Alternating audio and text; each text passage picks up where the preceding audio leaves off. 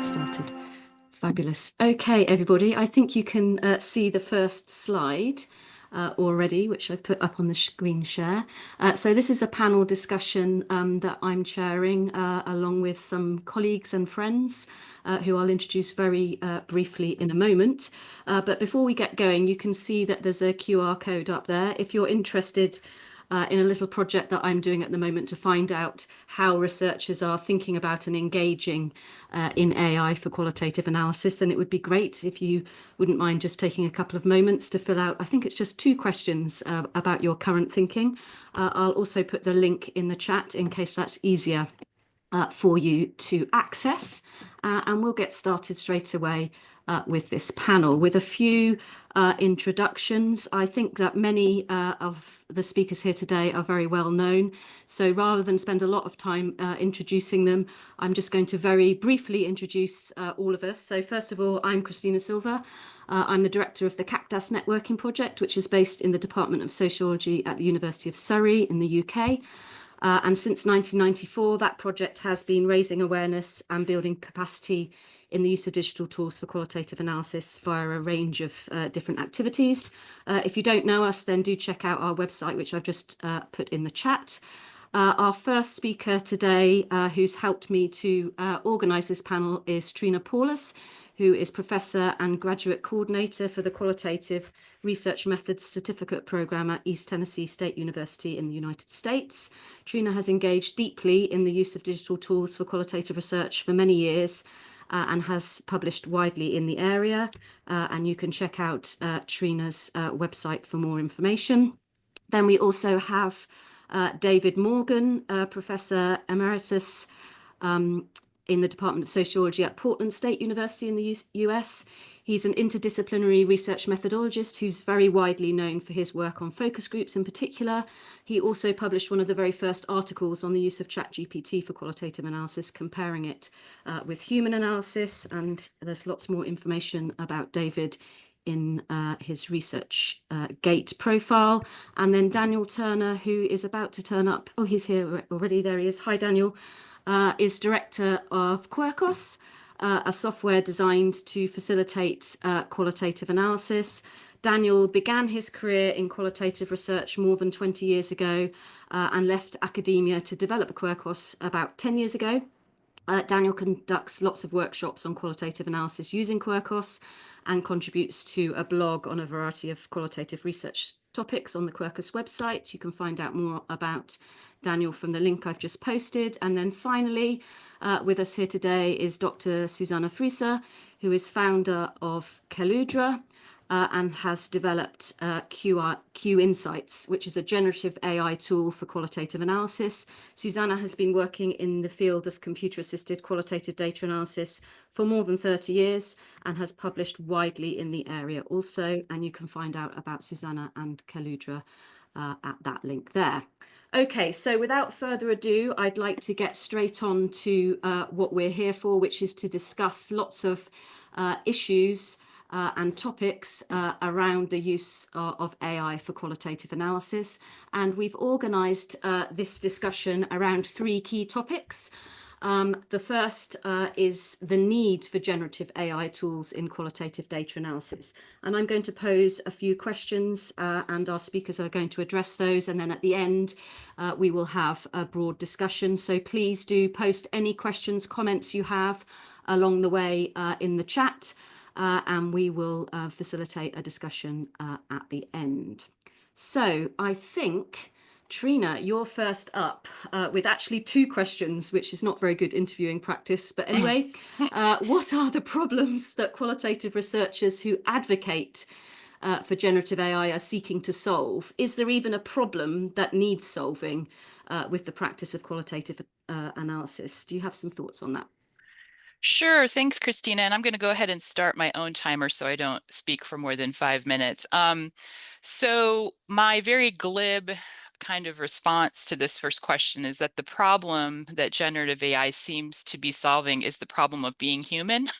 The problem of being slow, that a lot of the discourse around generative AI and research has to do with the way that humans are the researcher, And we're slow, and we may not be able to handle data in the same way that generative AI and other digital tools seem to be able to do.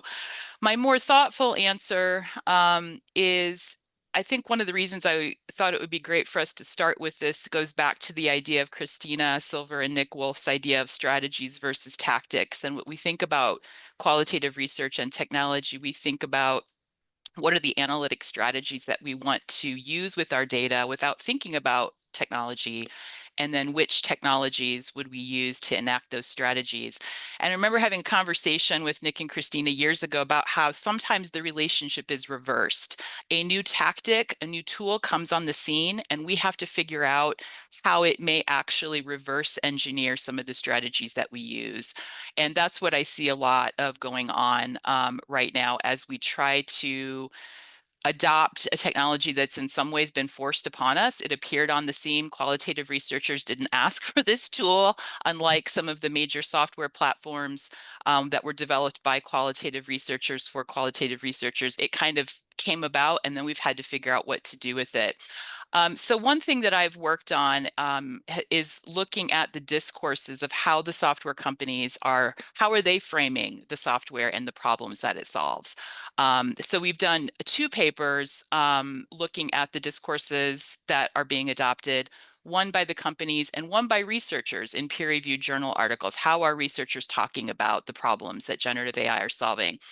And I'm looking forward to this conversation today because, I've been a little disillusioned by it because a lot of it has to do with speed and automation, that generative AI can make us faster. It can automate what we're doing. It can handle large data sets. It solves in a positive way. There's been some discourse around it solving urgent problems, which I could see that being important in some fields, especially with health sciences. A lot of the discourse, though, is novelty based. The problem is we're going to be left behind if we don't use the tools. That may or may not work for the different kinds of qualitative research that we do. And then there are also discourses around truly new approaches that the software might let us do, such as the chatting versus analyzing. When we move and change methods where we're suddenly chatting instead of analyzing, or chatting becomes analyzed, this is, of course, going to change the fundamental understanding of what is it that we're doing with the data. And of course, everybody on the panel today has some experience with rethinking what qualitative analysis looks like. And so we published, our thoughts on that, and I'll go ahead and put that reference in the chat so people kind of have a sense of what we wrote around that. And then looking at how researchers are talking about the problems that they're solving in peer-reviewed journal articles, and that paper will be coming out in AI and Society later this year. Really, the big problem is that qualitative research is inherently problematic, and that generative AI is solving a lot of these problems that are fundamental to the nature of qualitative research, which I don't see as problematic. But again, that's because I'm getting old now. And so I think that there is real strength in what we've always done, which is to be the researcher, move a little bit more slowly, engage deeply with data that comes from humans. And as humans, we need to have human experience to understand other humans' experiences. And that's kind of why we do qualitative work. So some of those discourses that the researchers have taken up is that it is more easily automated. It's going to disrupt, but hopefully not replace humans. Hybrid methods are the future. And does seem that a lot of the problems are really framed as this is more technological determinism and inevitable. It's there. We have to figure out what to do with it. But what that really means for methods is pretty complicated, I think. So I'll go ahead and close there and turn it over to the other panelists. Thank you very much for that, Trena. I'm sure there's lots of thoughts sparking in everybody's minds from what you've said. And don't forget, everybody, to use the chat to share some of those comments and any questions that you might have from what Trena's said. I'm going to move along to our next question in this topic, which builds on that, which is to ask Susanne Friese to speak to whether these technologies are actually solving some of those problems that's been identified by Trena and maybe some others. And if so, how? Susanne, can you speak to that, please?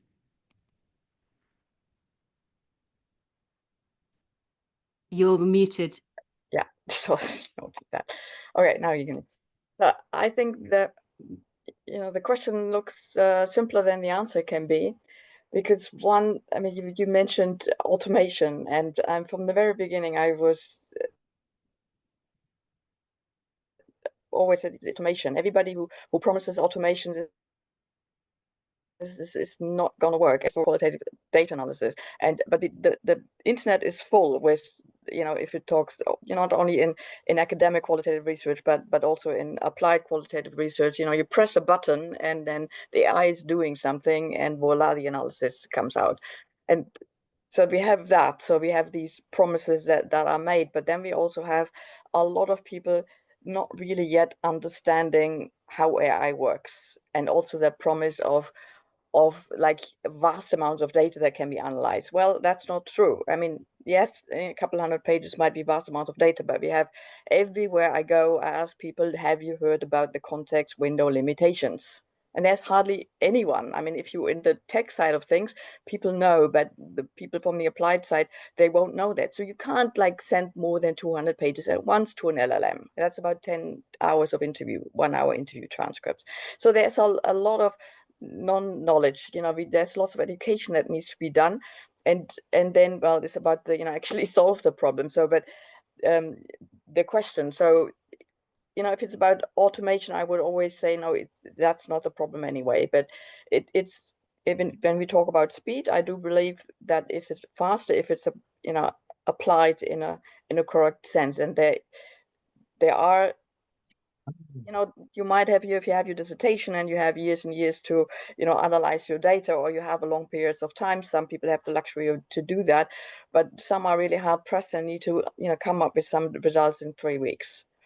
And for that, I think the analysis will be more high quality. I mean, now they're doing it with, within the time frame the best they can, but knowing how LLMs work and applying them in a correct sense, they can actually solve that problem of speed. And the other point that you have been making, of course, it has been kind of fallen upon us, and it's kind of like, okay, now we have that technology, and of course we reverse engineer, but you did point out the strategies and the tactics.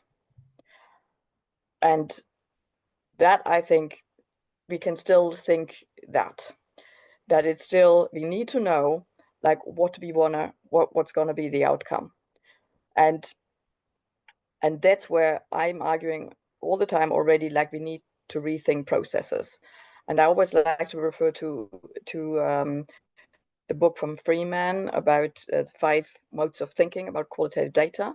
So one way is categorical thinking, but that's one. And that, of course, the coding approach is very widespread, especially also through Cactus.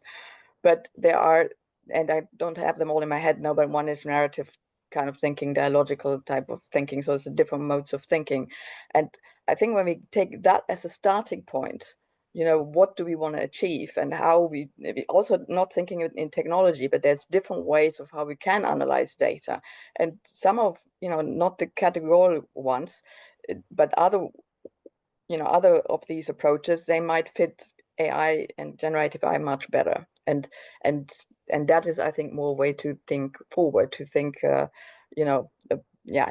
in your framework strategies and tactics, but maybe, starting to think from a different point of view, because AI is very contextual, and if it gives you like data segments based on some questions you have been asking, that's different than coding. It's not kind of like giving you exactly, what you would have coded. I mean, it's a different way, and it can understand, based on all the training data set and all of that, it understands data in a very different way. So, and of course, I find it fascinating, and I'm very kind of pro using it and figuring out ways of how to apply it. So in a kind of way, it's a bit maybe reversed engineering, but then also kind of thinking, okay, we have a lot of different ways of how we could analyze data. So maybe let's review those and see where generative AI fits in. And then maybe it's, I'm thinking about a German saying, but that doesn't, can't translate that right now. But then it becomes a shoe again, we say. But I don't know whether you say that in English, but if things fit together. So much yeah, I stop here to just. Thank you, Susanne. I think you're alluding to something that we're going to discuss a little bit later, actually, which is the idea that the answers to some of these questions are quite contextual, aren't they? So there's different answers depending on where you're coming from, and we'll come back to that later. So thank you very much for that. Our last question in this topic for now, before we move on, is for David, which is, well, okay, let's imagine that we do start using generative AI on a large scale across qualitative research projects. What difference is that going to make to the status of our craft if more and more researchers do adopt these technologies? Over to you, David. Mm-hmm. Well, I guess if we think of status as some kind of ranking or placement, I don't see it opening up, let's say, journals that aren't now friendly to qualitative researchers, or getting us more grant money to somehow be using Gen AI. I was thinking about this in the sense of, what is it that we would truly be different about the status or the standing of our research if we use Gen AI? And, it, I guess, comes down to me how we would be asking others to accept our research methods and the standards we're using. And I think at some level, I go back to things Trena was particularly saying, that, qualitative analysis is always going to have a heavily subjective component. And one of the things I see now, particularly I'm getting a number of papers to review, is that people do just a very bare bones version of prompting. And they say, what were the codes in this data? And I don't think that's going to improve the quality of our analysis at all. And I think that particularly when we go to report what we did, and that's the summary we have in our methods section, that's certainly not going to be acceptable to a lot of reviewers. So are we really going to have, if you will, a more standardized and stronger approach to our analysis and the way we report our analysis? If we did that, would that impress the kinds of editors and grant funders that are out there? Or are we really going to say that in the end, it's up to us as qualitative researchers to really, I would say, very much probe the AI, not just ask it for summaries, but to get into in-depth discussions and really work with what we can get by interacting and going deeper into the data, and then deciding what it is that we really accept and what it is that we question from what we get from the software. So it's always going to be, I copied a phrase from Trena, inherently problematic. And so I think it can really improve the quality of what we're going to get out of our analysis by leading us to, chat with the AI, to, really offer an extensive series of probes to get into what's in the data. But I don't think that's going to, quote, boost the status of where we're at. I think we need to concentrate on doing the best job we can of what have always been our goals, to make meaning out of the qualitative data and to really do honor to our participants for what they've given us and said to us and told us. And then how do we interpret that? It's always going to be much more interpretive than, say, a statistical analysis where you've got a very clear rubric for what you do. And if two different analysts do it, they'll come up with the same results. I don't think that's ever going to be the case with qualitative research. I think that's always going to make a certain brand of quantitative researchers uneasy, that they're going to think that somehow, I guess the word I get is cherry pick our results. Well, I suppose we could put our conversations with the AI into an appendix that someone could then refer to and, look at this accusation of cherry picking. But I think that really, I don't see qualitative researchers doing that anyhow, because I think we work very hard on our analyses. I think it's difficult and we put in a considerable amount of effort. I think AI will allow us to do more sophisticated and more advanced analyses more easily, but I'm not sure that's really going to make a difference in our overall standing. I think we need to be responsible to ourselves, to our participants, and to stay with the goals that we've really set out for ourselves as a field, and then really celebrate having this new tool to do an even better job on those kinds of goals. Thank you, David. Lots to think about there as well. And we'll come back to this topic in the discussion at the end if anyone wants to. I can see there's a few questions coming through in the chat already, some of which are being answered, but do put more in there. I'm collating them and we'll pick up on them later.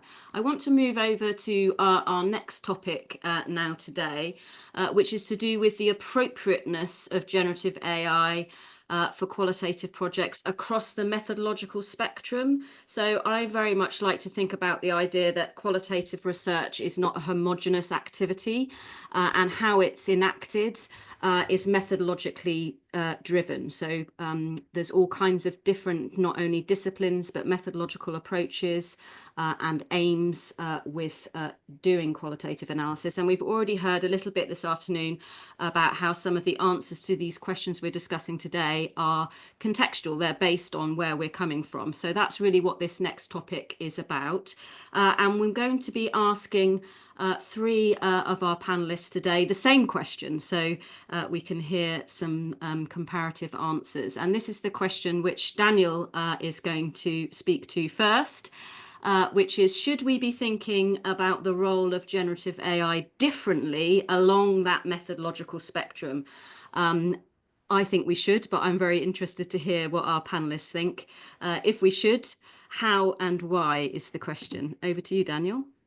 Yeah, absolutely differently along the spectrum. Unfortunately, put that caveat, how and why. So now I have to describe why. I think there's, from the very kind of positivistic kind of point of view, I think there's a great potential for these kind of approaches. I see a lot of people wanting to engage with very large data sets, and who are people who don't have a lot of time to do deep qualitative analysis with them. Yeah, and I think Susanne was talking, those tools might not be there yet, but there are a lot of large organizations that have vast amounts of qualitative data, feedback from running lots and lots of different services and so on. And they really just want to press a button and get a feel for what's being said in that data. And I think there is a potential there for that to be a useful tool. I've engaged with many people over the years who just want to press a button and have an answer for qualitative analysis. But that is a very kind of positivistic outcome. And on the kind of far other end of the methodological spectrum, where we are adopting, as people are talking in the chat already about adopting feminist methodologies, decolonial discourse, where we're trying to think about who's getting to answer the questions, how they're being answered, the kind of structure of whether there are right answers, and whether the methods that we're using are ingrained with kind of very positivistic things that create this unequal balance in research. In terms of those kind of things, I don't see Gen AI as being a particularly useful tool for that. In those kind of researches, we don't really want to adopt what seems to be a very kind of positivistic and very, at its heart, a kind of statistically grounded solution to the analysis. And usually in that kind of research, we're trying to do a different kind of analysis. We're trying to explore different answers in the data, things that we couldn't really anticipate. And we don't go in there with very set kind of questions that we want to answer. It's much more explorative. It's much more kind of embedded within kind of human experience. And so far, I think those are the things that Gen AI is not very good at. But regardless, I see it as something that researchers on that side of the spectrum aren't looking for a tool to do that. I keep saying that my experience is the majority of qualitative researchers still use pen and paper and not a electronic tool at all. And so the idea that they would then be as I call it, kind of outsourcing the decision making around those analysis to an external statistical tool seems unlikely. In the survey of our users that we did, which I think for Quirkos ends up being very on the kind of the left end of that spectrum, away from the kind of positivistic approach. It's like 4% of our users are interested in automated analysis. And yeah, I think there's a very large other end of the spectrum too, where these tools can be very useful. But it's not going to be useful for everyone along that spectrum. Great, Daniel. Thank you very much for that. Who's next? David, you're next. Yeah, I'm interested in the whole idea of a spectrum. I have to admit, I don't think very much myself in terms of very large qualitative data sets. I guess I see those as primarily coming out of, if they come out of survey research, you've got the data already chopped into fairly small pieces from the open-ended questions, and then you can attach codes to those.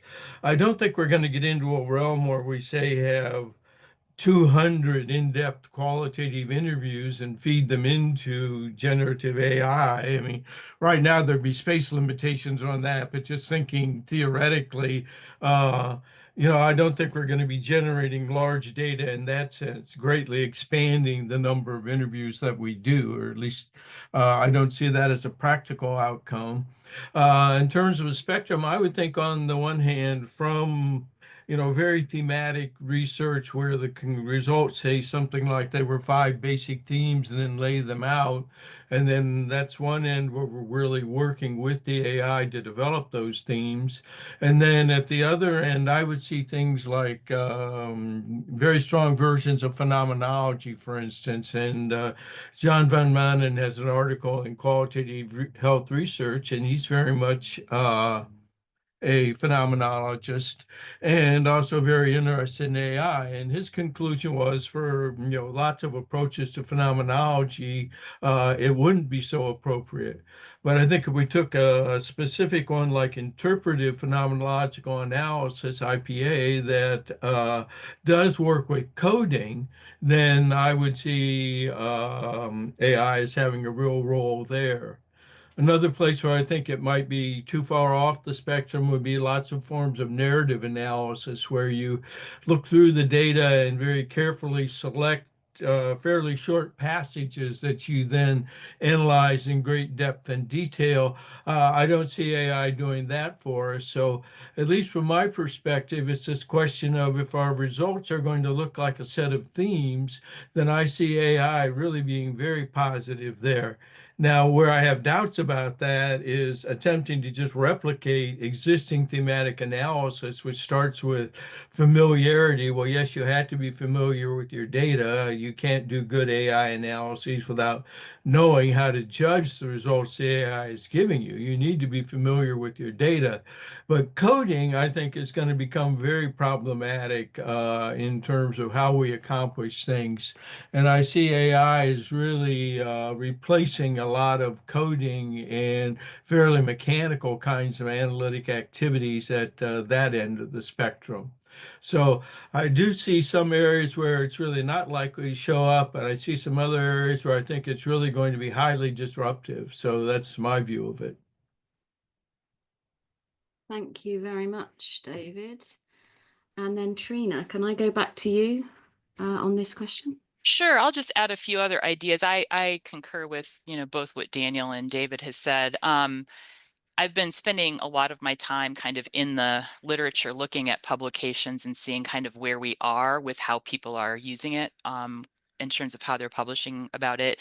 So a couple of things is that, well, I'll just say one thing to back up a minute. I know this session is about qualitative data analysis, but I actually think that as we conceptualize it as a research workflow, bringing generative AI into the entire process earlier on, depending on how comfortable we are with that, will probably make a bigger difference as we move away from the post-positivist coding approach. Because I saw somebody in the chat was asking about decolonized methods, or David mentioned narrative analysis. And if you start thinking with the generative AI really early on, what theory, what methodology. I'm a researcher, this is what I'm looking to do. And you're actually working alongside that co-researcher, you're going to have really interesting things come up, I think, in terms of taking analysis or even just the entire research process in new directions. I don't know how I feel about that, but I think that thinking about it as part of your whole workflow and not just coming in at the analysis point might be more or less beneficial. I don't see a lot of people doing that yet.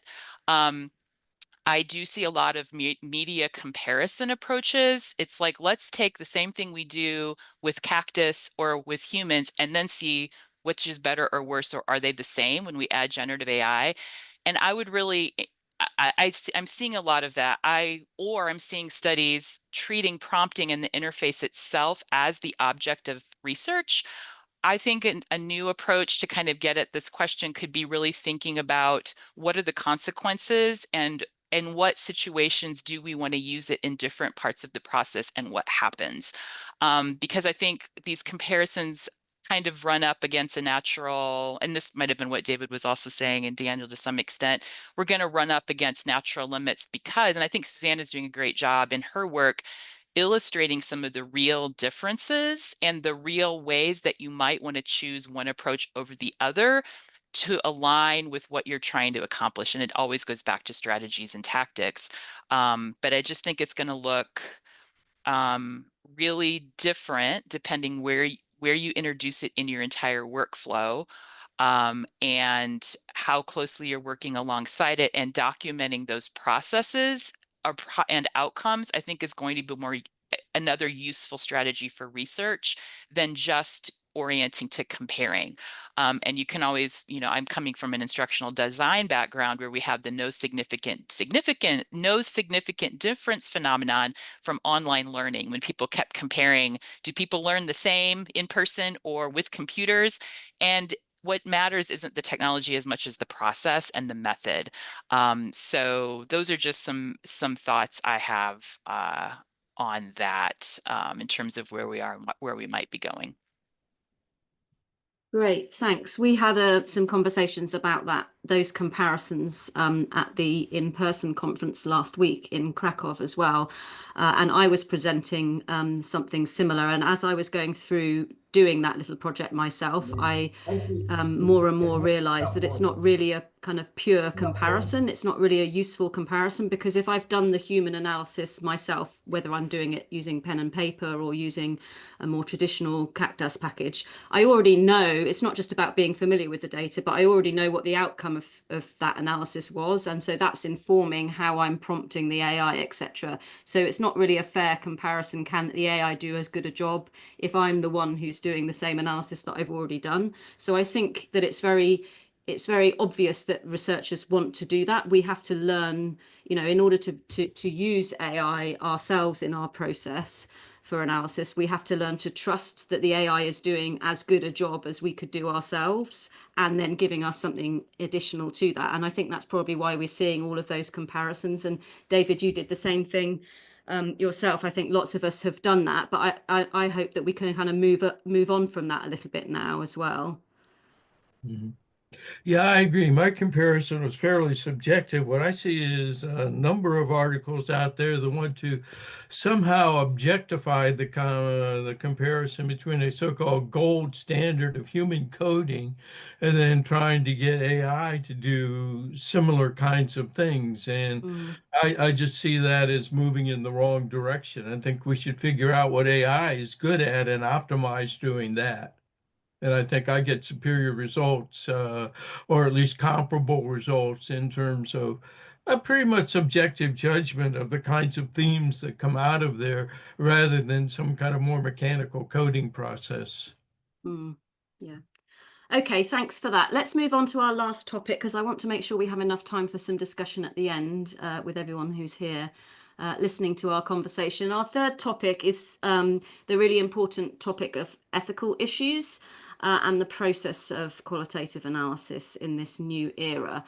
So I'm going to move back to Daniel first to ask this question. what ethical issues need to be at the forefront of developers' considerations when they implement these technologies into their products? As a developer, Daniel, for many years, I'm interested to hear your perspective on that. I'd struggled for a way to kind of make this positive but not sound too negative, because for me there are a lot of ethical issues. So I want to talk about when I would be happy adding a Gen AI as a developer to a product, kind of flip it in that way. And I think I would be happy when I was able to implement a model that was well tested and understood, so people knew how it got to its answer, where we knew how it had been trained. We knew that that training had been ethical itself. So it hadn't used 11 gigabytes of illegally downloaded information as Meta did for theirs. So we would know that it was, if not always giving the same answer, we understood why. I would want to see that it had been taught and trained in ways that kind of make sense to my kind of methodological and ontological view of the world. I think which also means engaging with things like feminist research and decolonization. I would also want to implement a tool that is an offline tool, one that doesn't require data scraping and data sharing with any other third party. And I would want it to come from an organization or a consortium that took kind of good ethical approaches to where they're getting their money and what they will and won't do with the data and the tool. And finally, I would like a tool that was much more efficient than current Gen AI tools, so that it didn't result in incredible power usage, for example. I think, that's just one of the things that I find very problematic about these tools at the moment, but I don't think is necessarily going to always be the case as these evolve, I hope. But it also depends what direction the development of these tools is taking. And at the moment, I'm not very optimistic about that. Thank you. I noted what you said earlier, Daniel, about how few of your users are interested in you embedding this kind of technology in your tool. Would you be influenced by that changing? So if you did another survey in a few years' time and a much higher proportion of your users said they wanted it, then how would that change the way that you're kind of engaging with looking at the technology? Yeah, that's a good question, because I think I still think and it's weird because Quirkos has this kind of niche on the spectrum, if you want to put it like that. But I think the majority of our users aren't really interested in having something else do the analysis for them or with them at all, even if it was kind of ticking those right ethical boxes. So yeah, I mean that might change like in the next few years. So yeah, I could review it in that stage. I'm not sure actually. Yeah. Okay, thank you. Let's move on to our next question around ethics, which is for Susanne.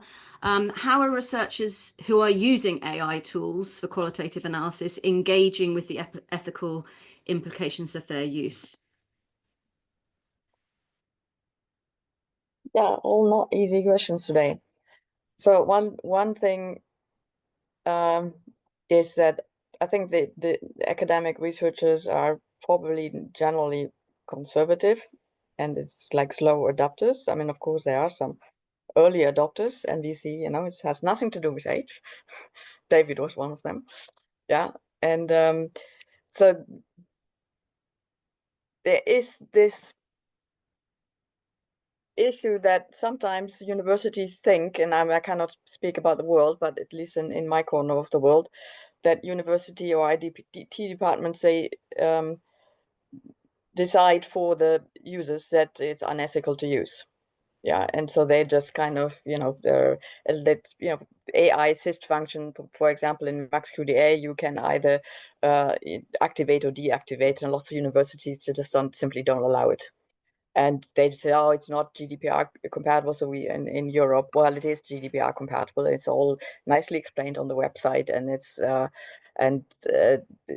just a political issue. It's nothing. Sometimes it has nothing to do. I mean, Daniel has talked about other ethical issues of sustainability and power users and that kind of stuff. But when it comes to universities allowing that, then that is a first barrier where even the researchers can't, they can't even decide. It's just decided for them.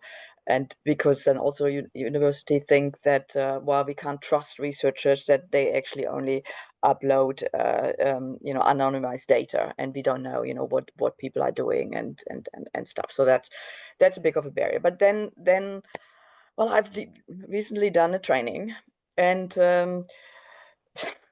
it was a training on AI and qualitative research, but they kind of officially wouldn't allow us to use tools, and only like a kind of a ChatGPT version that was integrated in the university system. But that tool was like slow and it was crashing all the time. So people basically use ChatGPT or use other tools. Yeah, so they basically, if they feel like it's actually useful to them or it helps them, they then also, unless they are dependent on a license that they don't want to spend too much money on, they can just use if it's useful for them. So that's what I've seen also in other areas where they were kind of concerned that it was in evaluation research where they were thinking that the person they were doing the research for, they were asking like very, very carefully, are we allowed to use AI? And that as well, if it helps you to do the research, do that. So we see like very, very interesting, like from really forbidding it and people completely, just ignoring it. It's useful for us, so we're gonna go ahead and use it. Yeah, and then we have that what I mentioned already is that kind of that need for having more knowledge of educating people. So also what I often always do is kind of like, let's open ChatGPT, go to the settings and look for that button that your data is not used for training. Yeah, and a lot of people don't even know that they can, even with the free version, everybody can set it now. And it's not say, data is not used for training. It says like, you don't want to share your data to improve the model, so they make you feel bad if you press that button. So that's the format, but a lot of people don't even know that.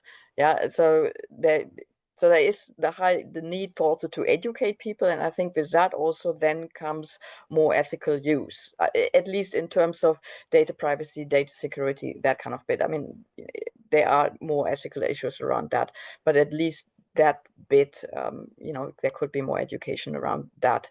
And yeah, so that's what I observe at the moment. Okay, thank you very much for that. I think we're coming up to our last question, which is back to Trena. How are the ethical implications of the use of AI through the qualitative workflow? So you mentioned that earlier, so broadening it out a little bit. How do we need to think about the consequences of our technological choices? Yeah, so I'll put another link here in the chat because this question lets me talk a little bit about a paper we did thinking about a reflexivity framework that we all might want these days when we think through the consequences of using any kind of digital tools and spaces for qualitative research. And in fact, Jessica Lester and I have a blog post that we're sending to Christina soon, applying to this framework specifically to generative AI. So that'll be available soon. But I love the way Daniel phrased so there's four consequence categories that we talk about. When we use technology for qualitative research, it's always going to have consequences for our methods. It's going to change how we enact our methods, no matter what. It's going to change the relationships that humans have with their participants, and it's always going to impact kind of the human's role in the research. It's always going to impact the knowledge outcomes, and then it's always going to impact kind of the technology itself, in that we're going to wish for technology changes based on the workflows that we're developing. And I think the way Daniel described it is similar to how I feel, which is that I would feel much better ethically, and by the way, so would my students, if some of those issues were resolved on the side of the companies and the way they train the large language models and the impact on the environment. Because these days, surprisingly, I guess, I felt a lot of pressure initially to start figuring out what generative AI was going to mean, because ChatGPT was freely available to students, and I knew that so many people were using it for academic writing, that surely they were going to use it for qualitative research. And I've been somewhat surprised by how many students I have who will not use it, because they are very aware of the environmental consequences of their data going out into the, they know sometimes more than I do what's going on, what's happening with the data workers who are being used to develop these large language models and label these terrible images that they see. The data theft, I would call it. Some people think I'm overstating that, but the way they did scrape all published work without compensation, the algorithms not being visible, just a lot. And of course, being in the United States right now, looking at the consequences in terms of disinformation, misinformation, and Christina had a great blog post early on about the risk of qualitative deepfake is real. And so thinking through the consequences of what that means and what can we do about that. I don't know, maybe there's a role for more activism and advocacy in the qualitative research community for how we're going to speak back to these things. So I would say those 4 consequence categories, we've touched on all of those, that methods are moving possibly from some domains, from coding to chatting or interacting differently. The human relationship, what is our role going to be working alongside AI in the research process? Or if we don't, what will that mean? And then, of course, we haven't even touched on synthetic data being generated alongside the AI itself. And then the accuracy, trustworthiness, and validity of what the AI is telling us as we co-create our findings together. And is it actually just creating another layer of work? That not only are we doing the work, but we're having to check the work. And in some ways, I feel like it's making my life a lot more difficult than it was 3 years ago, because suddenly there's a whole other layer of work that I have to do alongside and after the AI. And then, yeah, I appreciate what Susanna has been doing with her new platform, and, how Daniel's been thoughtful. And all the cactus companies really have been thoughtful and had to think about how they are going to reverse, add this into their platforms so that we can all do our research well. But it is not an easy space to sit in right now when we think about ethics. So I'll leave it with that. Great, thank you very much. Lots of food for thought there. So we've come to the end of the formal questions that we prepared for this session, and we've got a little bit of time left to have a discussion. There have been some questions in the chat, and I see that a few of those have been answered, but not all of them. I'm going to come to Elizabeth's question in a second, but I just wanted to check, Martha, are you still here? I think your question in the chat has been answered by a couple of people. Are you happy with that, or did you want me to pose it to the others? Thank you so much. Yes, I am still here. I'm about to go to a teaching group about using AI, so this is perfect. One of my questions was answered. I think several people talked about just training and decolonization and the prompts that we have, how we engage with AI. My other question was just about AI using non-textual data and things like photo, voice, or analyzing film or art, and whether any work is being done around that, and if people feel that that is going to be something we see. Susanne, can I ask you to speak to that, because I think you know a little bit about what's happening in that space. Is that right? Yeah, but that not. Yeah, I think that's what I already responded. I've seen it coming up in some tools offering now interpretation of images. So it will come. I mean, there are some tools that where they say they can recognize emotion in faces and in video. And what we see now, of course, that's more for creating films that is used maybe in advertising and stuff. But I mean, of all that, those things will eventually maybe trickle down. So right now we see it's more of, you know, image generation or video generation, and then maybe at some point we're gonna see that. But I think that is probably still a bit in the future for it to have more analytical capabilities of recognizing video. I think it's even further away. I think image is coming slowly. But I don't know how good the quality or how that's even working. I haven't looked at it. Yeah, it just seems problematic to ask it to I mean, there's something uniquely human and perhaps undescribable about how we interact with art or with, well, with anything really, you know, but particularly when we're interacting with art. And I wonder whether it's going to be able to really do that. But it's probably, you know, I can imagine it can be very similar to like how we interact with text now, as I'm very like against like letting AI just give you an answer, but giving you a perspective. And you could get that perspective, you know, you have your interpretation, but then you get a different perspective or two different perspectives from the AI that helps you kind of reflect and think. Yeah, so you can just use that as, you know, some assert, not a person, but like a third perspective in your realm of interpretation. Yeah. So that's Thank you. more like. Thanks for that. So I'm going to go to Elizabeth's question from a few moments ago in the chat. I think Liz is still here, who says, I feel like the way the AI tool is being trained is such an important consideration when we think about how AI can or should be used for research. Do you all think this fact is something researchers are aware of, or is it overlooked? David, do you have any thoughts on that? Well, what's the key issue there? The training of the models and how they're trained. I suppose this is partly a question to do. Go on. Yeah, I think of that particularly in terms of the issue of bias. Yeah. And if the material fed into the reference database was in essence biased, then that's going to come out in any answer it returns. And so I think that's a very important area for us to exercise our reflexivity, to have thought about the question from our point of view and our stance and our own limitations as human interpreters, but then to turn that back on the AI, which has no reflexivity, and to say, you know, in what sense could it be biased? In what sense is it limited?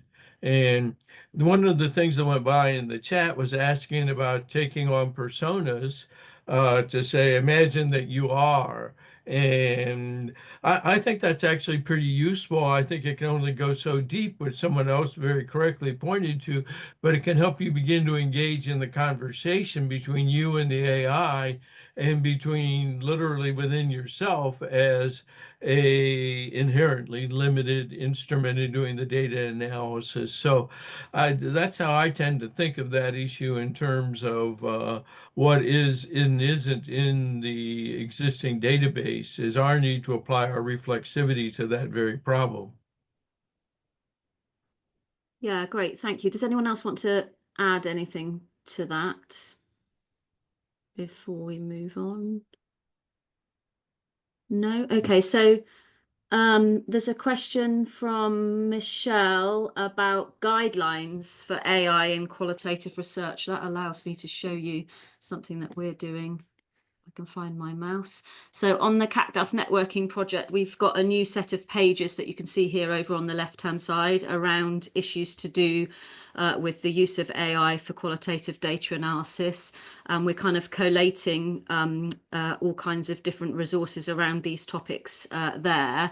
And one of the things that we're looking at is building a repository of guidance for AI use.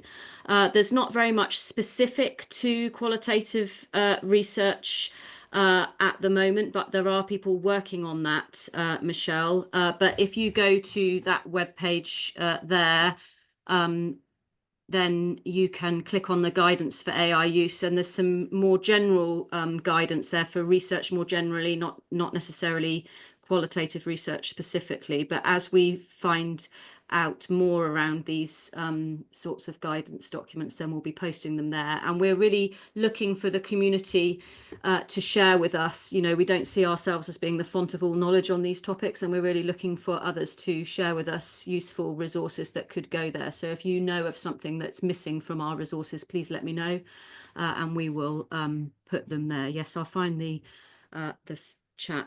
I'll find the link in a second. Pablo, are you there? Do you want to ask your question live?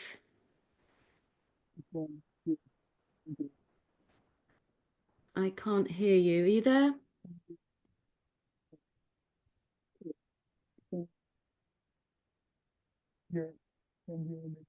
Yeah, you're very, very quiet. We can hardly hear you. So maybe I'll read your question out and then have the others answer it. So your question is related to those of us who are new to qualitative research and probably started at the same time that Gen AI became popular. Really interesting. Yeah. How can we come to understand when in the process and how to ethically and appropriately integrate Gen AI? I think that's a really excellent question.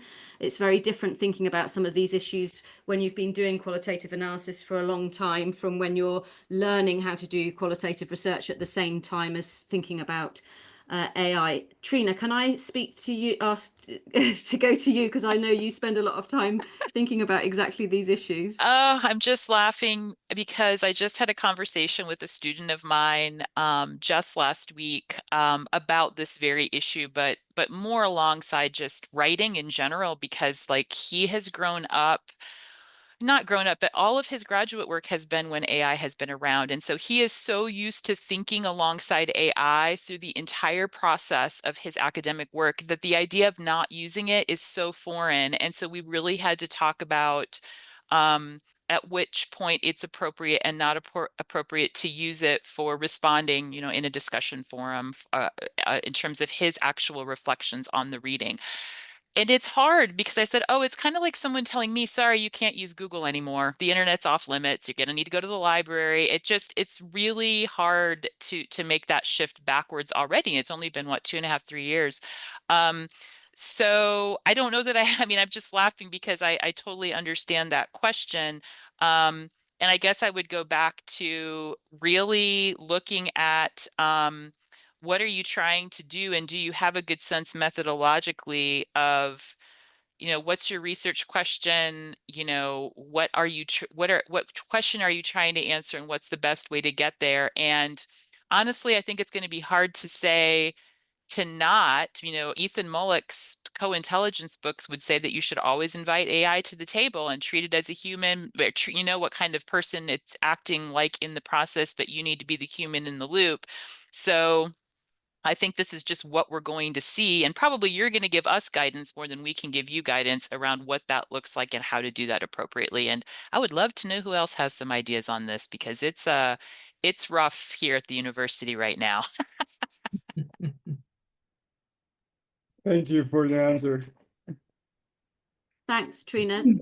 Anyone else on the panel want to add anything to that question? Well, I saw David? ethical issues go by in there a couple of times again, and I would highlight, I think, two things that Suzanne said earlier is, let me go back and say that Daniel did a good job of framing the bigger issues around, you know, the ecological issues and the issues of ownership, copyright. But for us within the analysis process, it seems to me number one would be anonymize your data and do that very carefully.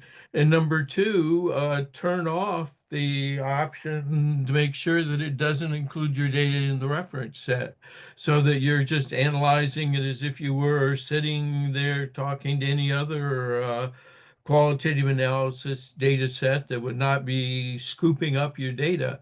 I mean, if you turn that off, the program will not take your data. It will not be put on the internet. And I sense a certain level of paranoia about that people just don't believe that you can turn that off somehow.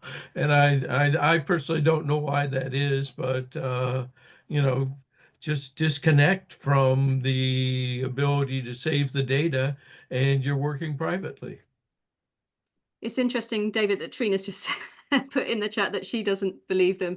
I've heard lots of people say that, you know, because the big tech companies just basically scraped all of the data without asking anybody or compensating all of the artists and authors and everything, and have done that, you know, without even thinking about it, that why should we then just believe them when they say they're not going to take more data? I think that's where the concern around that comes from. So, you know, who knows? We don't actually know whether that, when you press that button. I mean, I think Suzanne's point was really important, that lots of people don't even know that there is a button that you can press, which is really important. So the education around that is really important. And I see a lot, you know, that people don't understand what a language model is and what it does and how it works. And a lot of people think that it's a knowledge model and don't understand that it's a language model, and it's, you know, and so there's lots of education around there. But I think that's a different question from whether we actually believe what those big tech companies are telling us or not. And I think that's one of those more broader ethical questions that Daniel, alongside some of the things that Daniel was picking up earlier. So there's lots to consider, isn't there? So I think that we have come to the end of our time, although if there are any other real burning questions, I think I've swept up everything in the chat. But if you put something in the chat and I've missed it, please let me know, because we don't want to miss out any questions. But I think I've got everything, which just leaves me to say thank you very much. If anybody is interested, we can have a quick look at the questions from earlier. I asked right at the beginning how people would characterize their current thoughts about using generative AI. So this is the breakdown at the beginning of the session.